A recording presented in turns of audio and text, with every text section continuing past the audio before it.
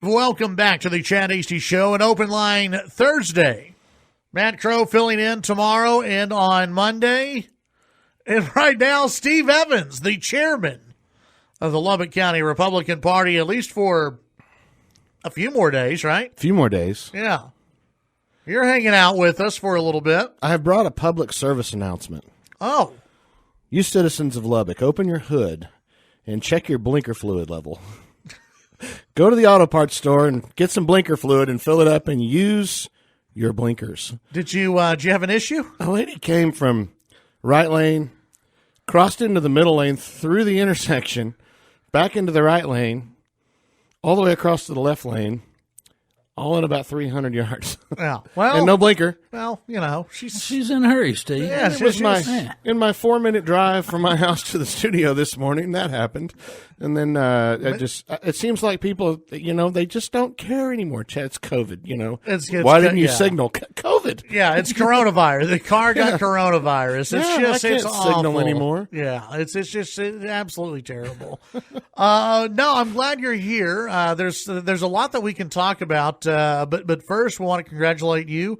Elected to the SREC. For those who don't know what that is, tell folks a little bit about that. Well, that's the executive committee that governs the Republican Party of Texas. There's a male and a female from each Senate district, 62 members that work with new incoming Chairman Allen West to govern that organization and create policies and mess up conventions and things like that. Yeah, so okay, that was a good leadway into the convention. I'm all about segues this morning, Chad. Yeah, and you're getting choked up today. You okay? You all right? You don't? It's the blinker fluid. It's the blinker. Yeah, I mean, I just immediately you were fine before we went on the air, and then the music kicked on, and you got choked up. The convention. It was not smooth sailing for the Republicans. It was. The convention was. It wasn't. No, it was not smooth sailing. It was not. Virtual convention. It was a very aggressive. For those of you that are in software, when you take a major piece of software and you try to write some special code on top of it and have it ready in 3 days, it doesn't work. You just don't do it that way. Most companies like to have 2-3 months of beta testing before they do this live. It was an aggressive venture where a really good software, we used Meeting Pulse to handle all the polling. But when you go into our Senate district caucuses where we organize in our Senate districts, your voting is weighted. And it's a long, drawn-out explanation, but you've got an allocation of X number of votes from each county, and if one person shows up for that county, they get to cast all of those votes. So it takes a different kind of calculation to figure out the weight of each county. Lubbock County in Senate District 28 is the largest weighted county. We carry the most votes to the table. They weren't prepared to handle that at all, that weighted vote. And then the other big mess was just people trying to get their password and their credentials to certify that they were who had a right to vote and log into the system.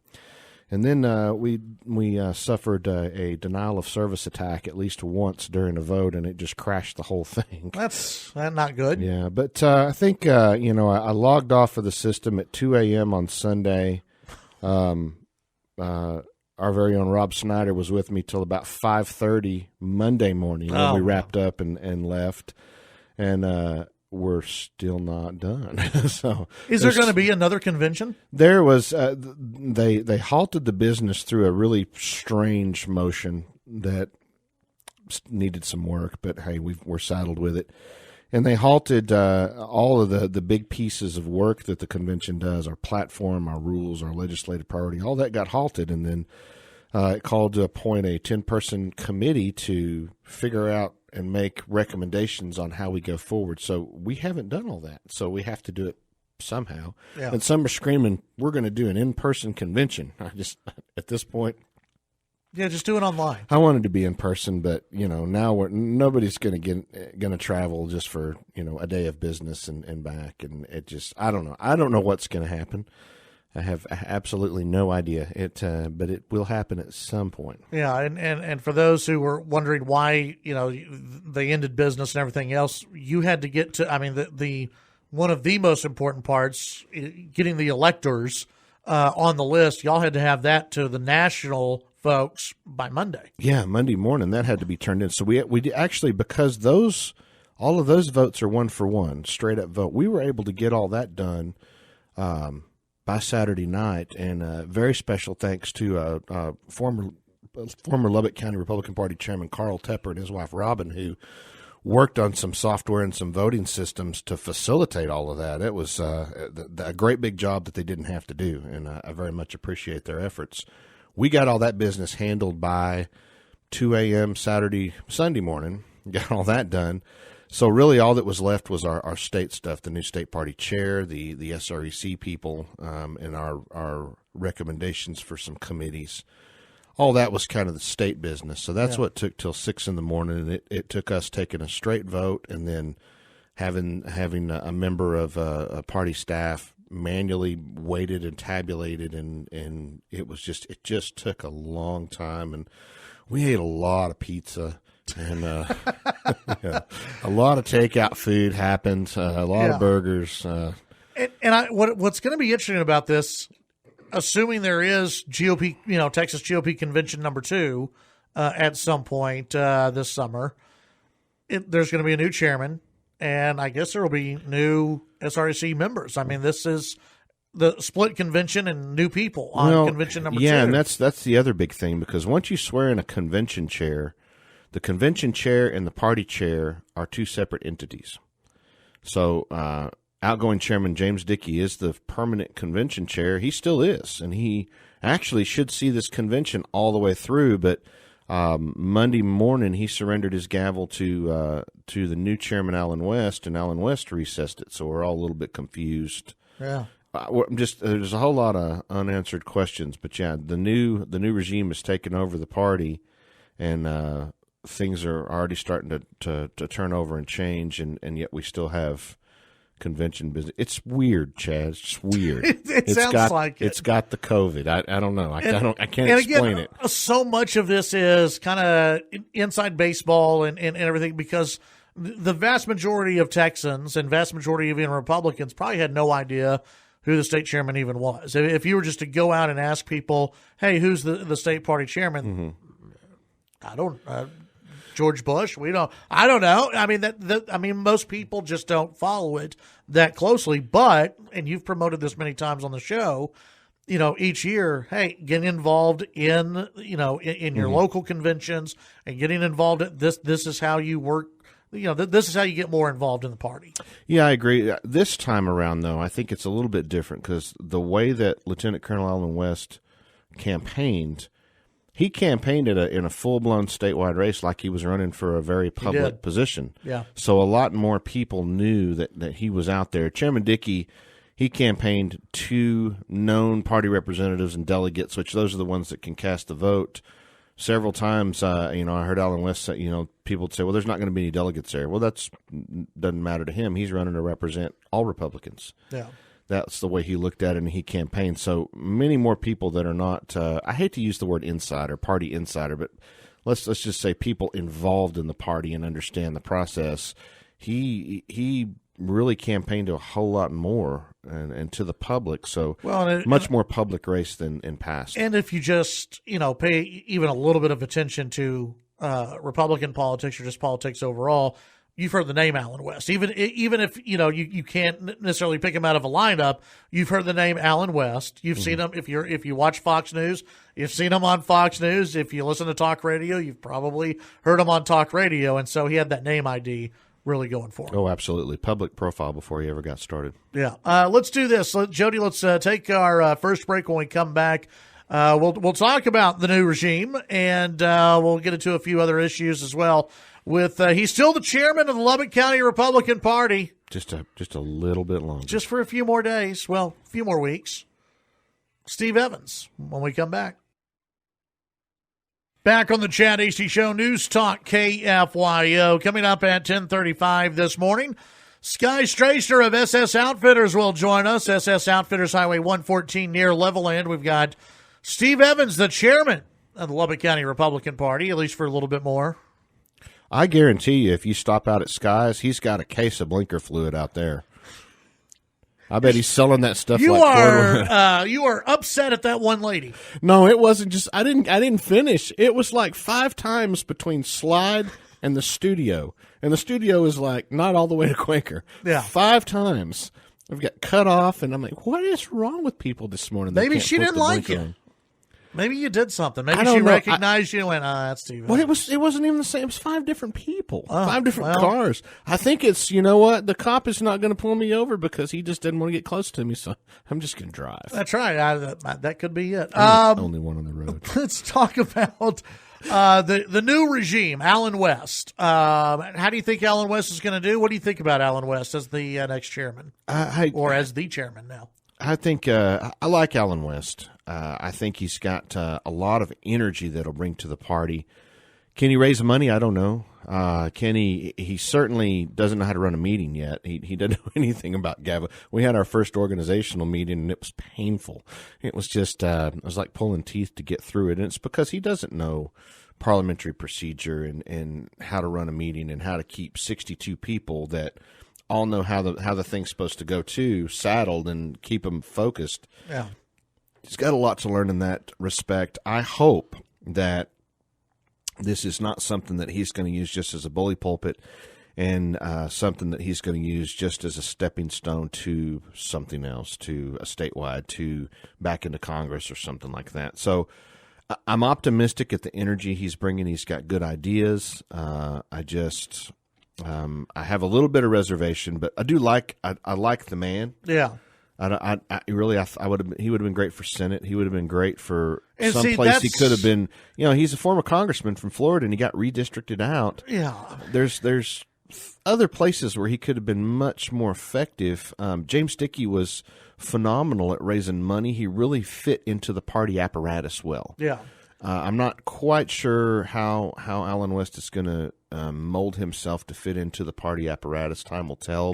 And this is because I don't think you and I have discussed this before about Alan West and James Dickey and how that was going to go. But you know, to me, and it seemed like a lot of West, like the base West supporters who are in Texas, when he announced that he was going to run for state, party chairman, they went, Why not Congress? Why not challenge Cornyn in a primary? Why not?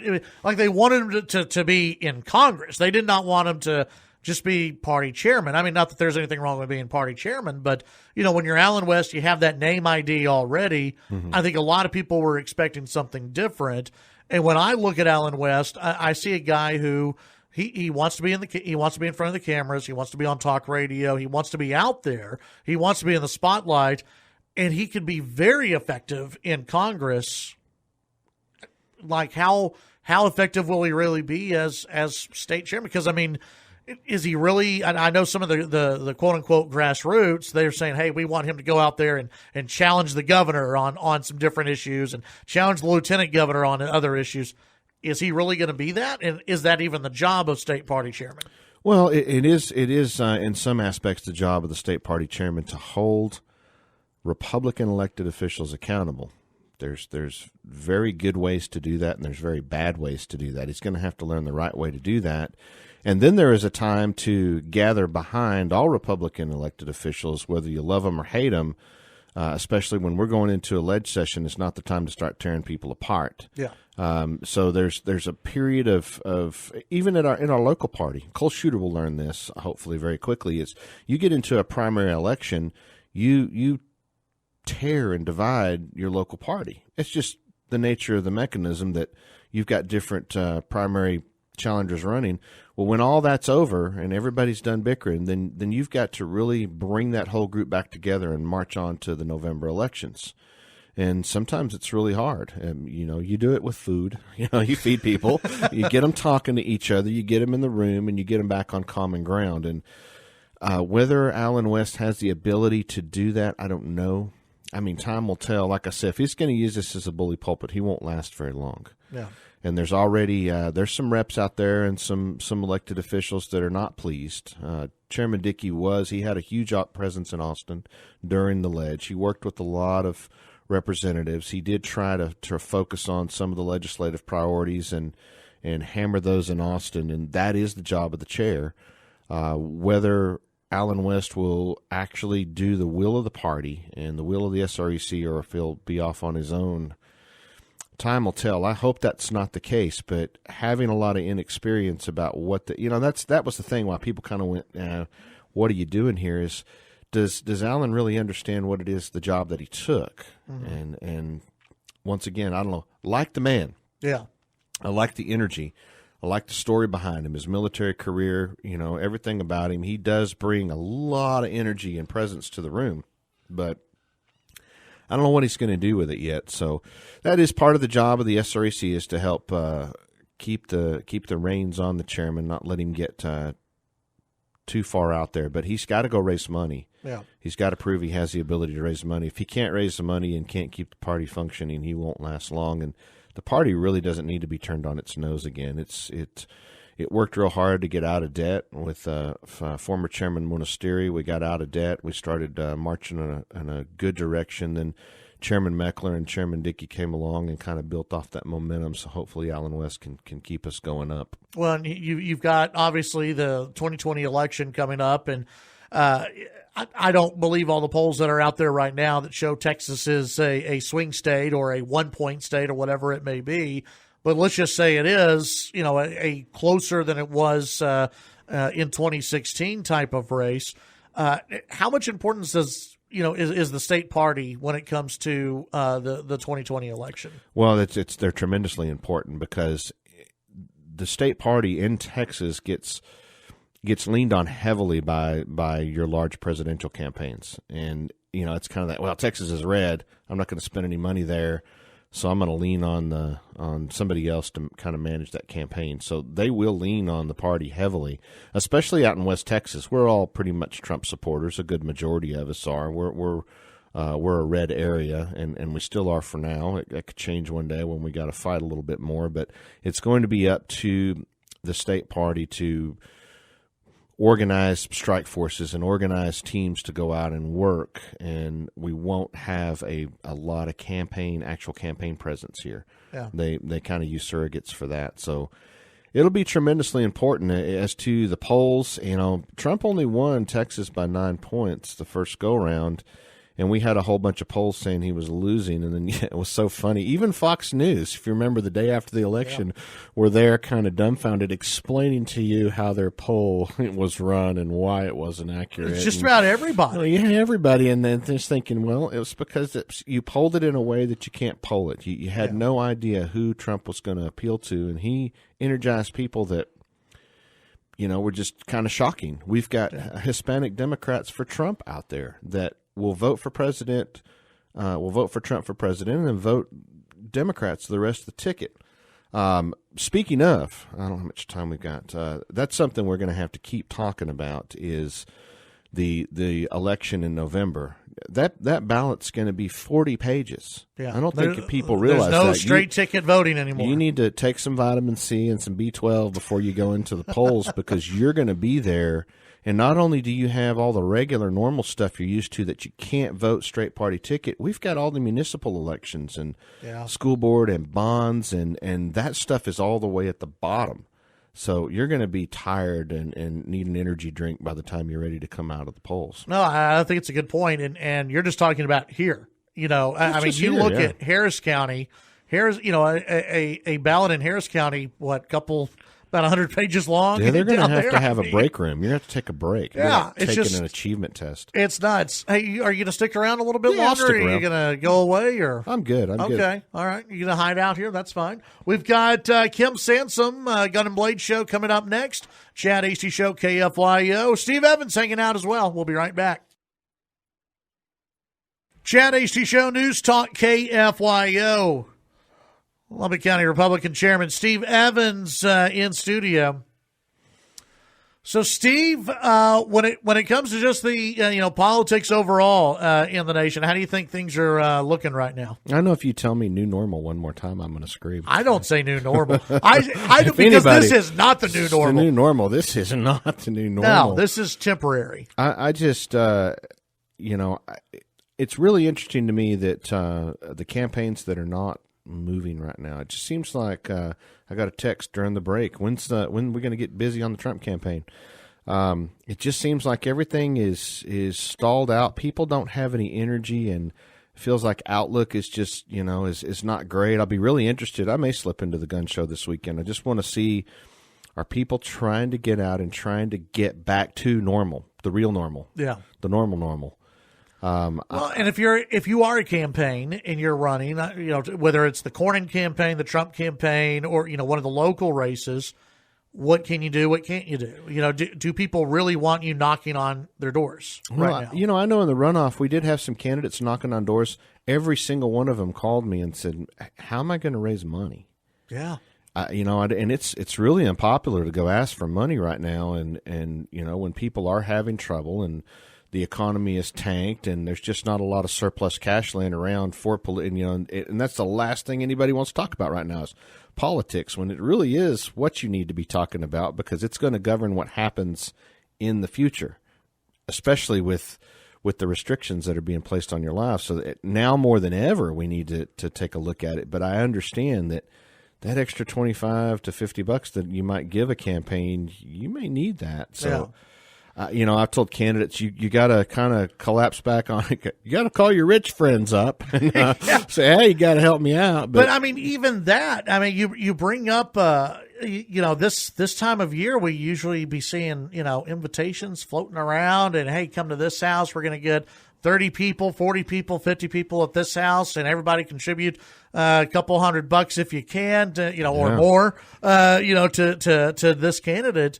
I don't know how many of those we're going to be seeing. I'm sure they want to have those, but technically they'd probably be running up against the law right now. Yeah, I would think so. And then you run the risk of, if you get one person sick out of one of those events, then how's that going to look? And that reflects on a candidate. So it's very scary, a scary time right now to figure out how to do that, how to get candidates out there. And I don't have a good answer. I'm kind of just dodging here because I have no good answers either. The main thing is we got to kind of go back to social media and go back to working the phones. And with cell phones now, you can phone bank, you can do it from home, you can make calls. We don't have great call lists because people don't have landlines anymore, but they are starting to build some cell phone lists. We've got some software called Red Dialer that the state party's using. You can make phone calls for Trump. And those campaigns will start rolling out more and more things to do. You can contact our office, lubbock.youtube.org. Cole Shooter will be coming in on August 3rd, and that's some of the things I'm going to be talking with him about as we transition, is how to – and I'm not going away. I'm still going to be on the executive committee and helping him out and the state out. But that's the things that those of you that want to get involved, really, if you've got a smartphone, this thing is an auto dialer with a script, and you can make phone calls – for candidates, local candidates. Get those phone lists put together and get people to help you and try to reach people via social media, via Instagram, via Facebook.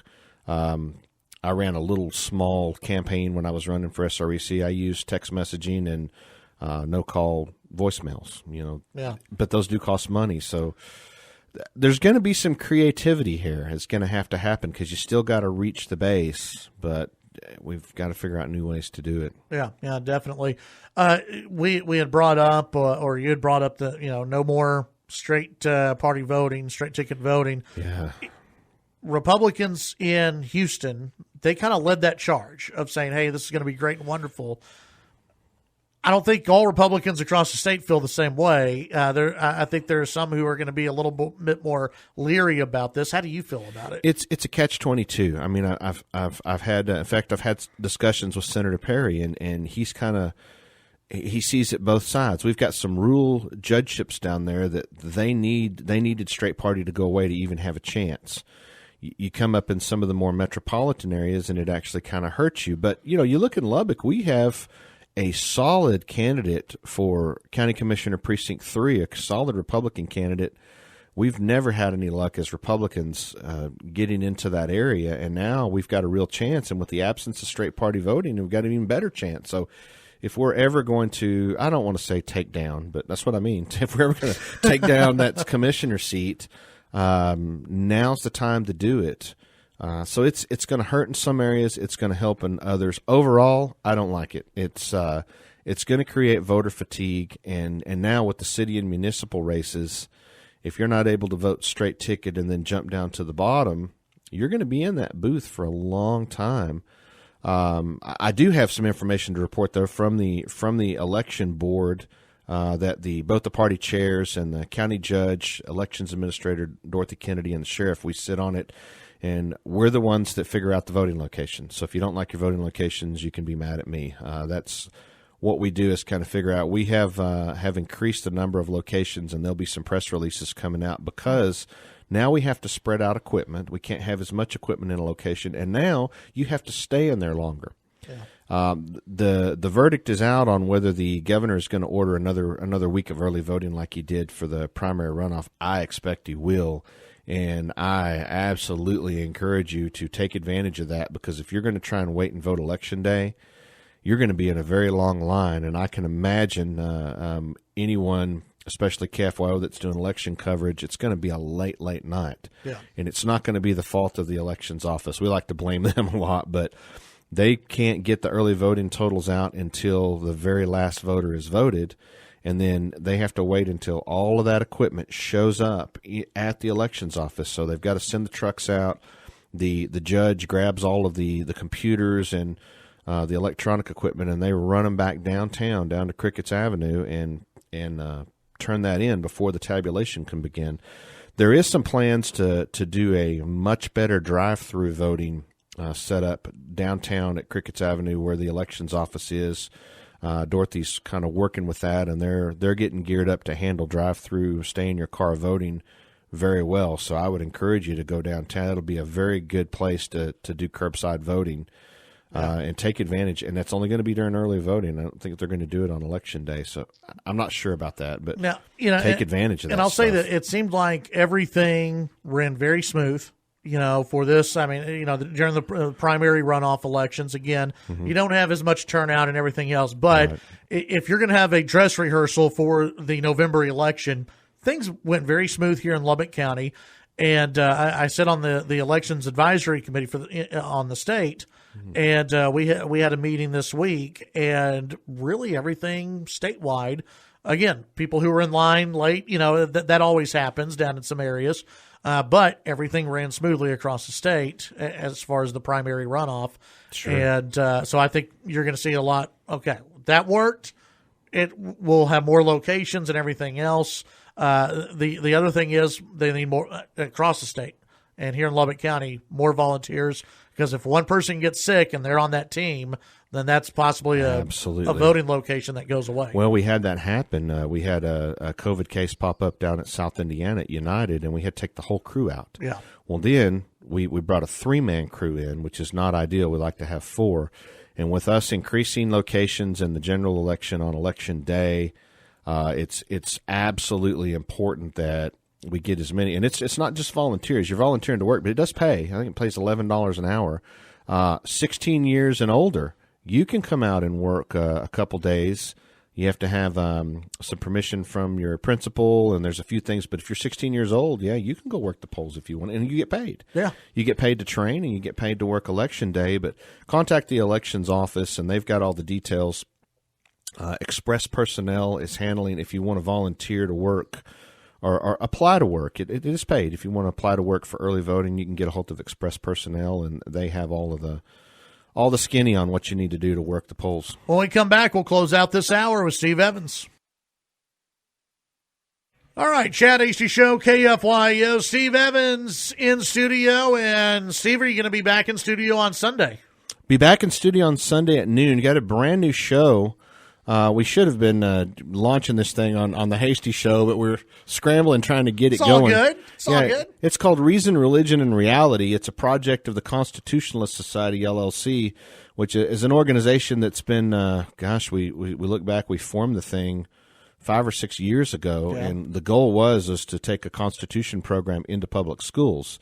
And with Carl Tepper ending his show, the PolitiFaith Hour, we picked that hour up, and we've got a brand new show. We're still it's in its infancy, and we're trying to develop some different hosts for the thing, so we're not all having to do it every Sunday. But generally, there's 3 to 4 people in the studio having a discussion about constitutional issues, And hopefully one day, Rob will beat me for saying this on the air. We hope to maybe take it to a 2-hour show eventually. But right now, we're just getting it going, and it's good discussion. And we love feedback and recommendations. So if you've got time after you get out of church, 12 to 1 right here on KFYO, Reason, Religion, and Reality. Yeah, and there's a lot of constitutional issues. I mean, you look at what's some are bringing up. Okay, is it constitutional right now for what Trump is doing in Portland and Albuquerque and Chicago? Sending in some of the feds to go in and quell some of the violence that you see there, and people are raising issues on that, and camouflaged police versus non-camouflaged. So I'm sure there's people are being complacent when they really need to be going, wait a minute, what are you doing there? Where, you hear people say, I'm willing to give up a little bit of freedom for a little bit of security, and I just cringe. I saw a great tweet this morning. It was, hey, for all those who are concerned about Jade Helm, remember the whole Jade Helm? Yeah. Remember that? Like, does this make anyone? I don't know. I think there's a worthy debate to be held. It's a great show. What is this, week 5 or 6? Yeah, 5 or 6. Yeah, great show. Check it out. All right, 12 to 1.